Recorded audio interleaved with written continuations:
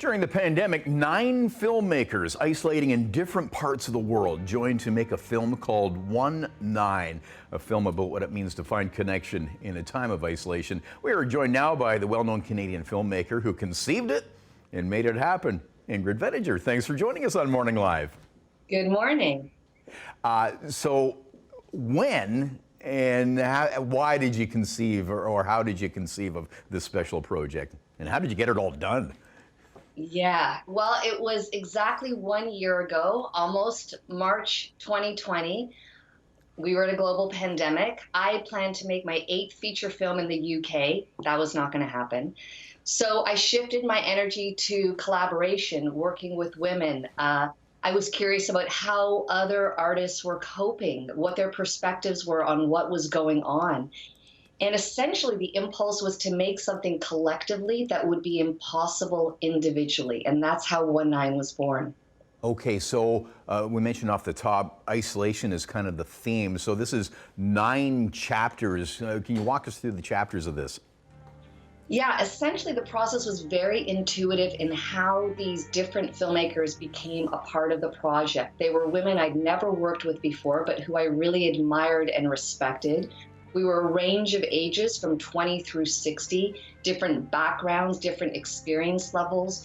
And essentially, I just started cold calling through social media using Facebook and Instagram, these incredible artists. I started reaching out on March 20th, 2020. By March 30th, all these filmmakers were confirmed from China, Spain, the United States, South Africa, Germany, and across Canada. And essentially, we utilized accessible equipment. Our family, our friends became our cast members. Our locations were our basements, our backyards, our bathrooms, whatever we had available to us. Our budgets were zero. And we made these 10-minute chapters that became this feature film. So let's talk about your chapter, Birth. Yeah. Well, I mean, it was kind of magic how all the films started to speak to each other because we did not know what the other was making. We wanted to be surprised. And Birth came out of the time I was spending with my daughter and her little baby girl who was turning 1. Now, she'd imagined a very different kind of milestone birthday for her little girl. She imagined family, friends, and of course, it was very isolated. It was just the 3 of us. So we were 3 generations of women. And we made this film called Birth. That's our chapter. And really, it's about love. It's about family. It's about grieving. It's about coping. It's about parenthood. And it's about resilience. Now, you teach at York University as well. Any lessons learned here that you're adapting to your course? Like, how did you edit all this and pull it all together? Well, all of the editing was remote. That was the first time I'd ever done anything like that. And I mean, these are incredibly challenging, overwhelming, intense times, but I don't think this film could have been made in any other time. I mean, it really was a testament to collaboration, to innovation.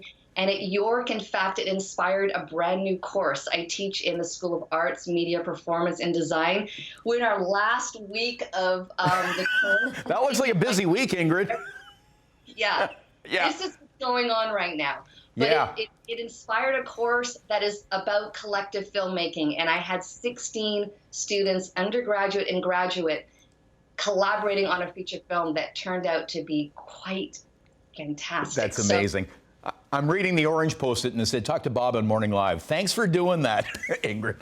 And we'll link up the website and all your socials. But the Canadian Film Festival, we can see it through the Film Festival and on Super Channel. So we'll link all those details at chh.com. Great chatting with you, Ingrid. Get back to your busy day.